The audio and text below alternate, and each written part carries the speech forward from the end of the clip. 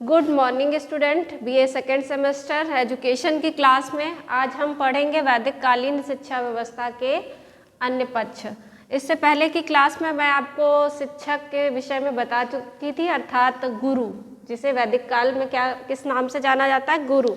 आज हम बात करते हैं शिक्षार्थी, यानी वैदिक काल में शिक्षार्थी अर्थात शिष्य का क्या स्वरूप था, कैसे थे।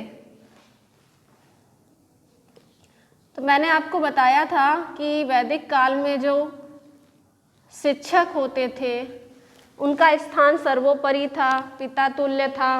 उसी तरह से शिष्य, अगर हम शिष्य की बात करें तो शिष्य भी एक पुत्र की तरह ही अपने गुरु से अर्थात शिक्षक से व्यवहार करते थे। वो भी उनको पिता तुल्य ही मानते थे, पिता की ही तरह उनकी देखभाल करना, उनके आवास, उनको रहने के लिए आवास की व्यवस्था अर्थात भोजन समय पर देना, गुरु की सेवा करना, ये सारे नित्य कार्य जो है वो शिष्य भी करता था। ठीक है, तो हम कह सकते हैं कि जो वर्तमान समय में है उसमें और अगर वैदिक कालीन शिक्षा व्यवस्था में हम देखें तो काफ़ी ज़्यादा हमें अंतर दिखाई पड़ेगा शिक्षार्थी और शिष्य के बीच, अर्थात जिसे हम वैदिक काल में शिष्य कहते हैं। ठीक है, अब हम बात करते हैं गुरु और शिष्य संबंध की। अब दोनों के विषय में तो आपने जान लिया कि शिक्षक क्या होता और शिक्षार्थी। अब हम बात करते हैं गुरु शिष्य संबंध की। तो जब दोनों ही एक दूसरे को पिता तुल्य और पुत्र तुल्य मानते थे तो वैदिक कालीन शिक्षा व्यवस्था में जो गुरु शिष्य संबंध था अर्थात जो रिलेशन था इन दोनों के बीच में, वो कैसा था, बहुत ही मधुर एवं पवित्र था।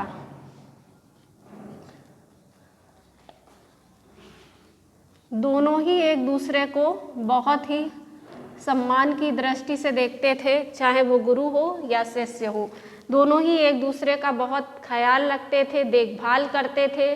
गुरु जो होता था शिष्य को सिर्फ और सिर्फ बौद्धिक ज्ञान ही नहीं, अर्थात कह सकते हैं पाठ्यक्रम का ज्ञान ही नहीं प्रदान करता था, बल्कि उसका मानसिक विकास करना, उसको अच्छी शिक्षा देना, जिस तरह से एक पिता देता है वही चीज़ें जो है उस समय गुरु जो होता था वो शिष्य को देता था। अर्थात वैदिक कालीन शिक्षा व्यवस्था का कुल मिलाकर अगर हम निष्कर्ष निकालें तो गुरु शिष्य संबंध बहुत ही एक सुनहरा, पवित्र और मधुर था। ठीक है, जिसकी आज के समय में शायद अगर हम तुलना करें तो ये काफ़ी अलग दिखाई पड़ता है।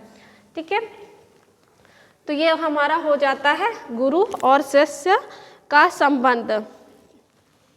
नेक्स्ट हम बात करते हैं इसी में जो हमारे डॉक्टर अल्तेकर हैं, शिक्षा शास्त्री हैं डॉक्टर अल्तेकर।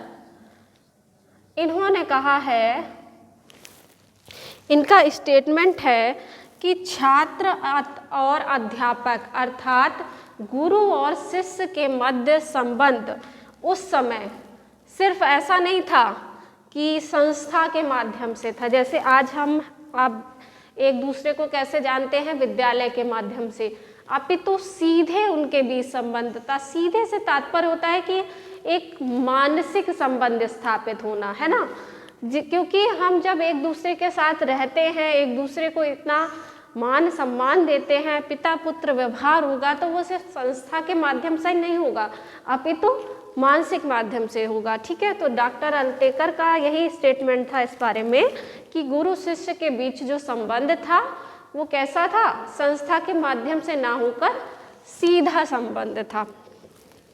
ठीक है, अब हम बात करते हैं शिक्षण संस्थाओं की। शिक्षण संस्थाएं, उस समय शिक्षण संस्थाएं कैसी थी।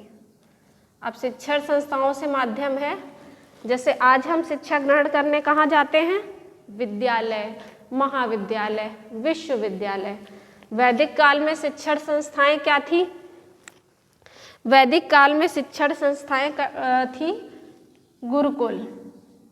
बच्चा शिक्षा ग्रहण करने कहाँ जाता था, गुरुकुल जाता था, गुरु के पास। ठीक है, अब गुरुकुल का अर्थ देखें तो क्या होता है, गुरु प्लस कुल, अर्थात गुरु यानी शिक्षक और कुल अर्थात परिवार, अर्थात गुरु का परिवार।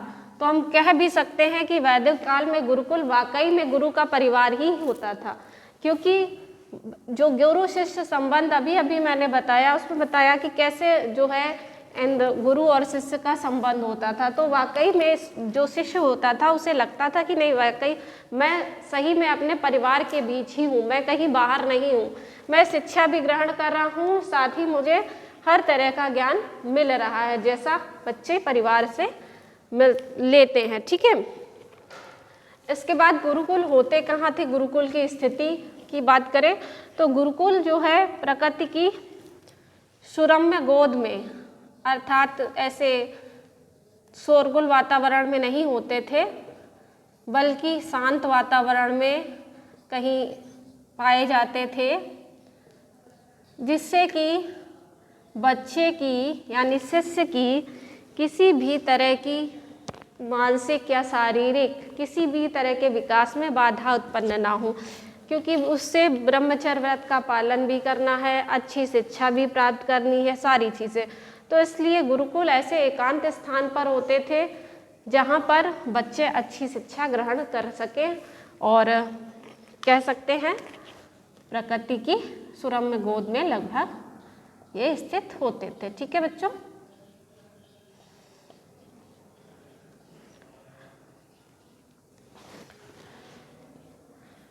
ओके स्टूडेंट, तो ये हमारा आज का टॉपिक जो है जिसमें हमने पढ़ा शिक्षार्थी कैसे थे वैदिक काल में, गुरु शिष्य संबंध और शिक्षण संस्थाओं के विषय में हमने बात की।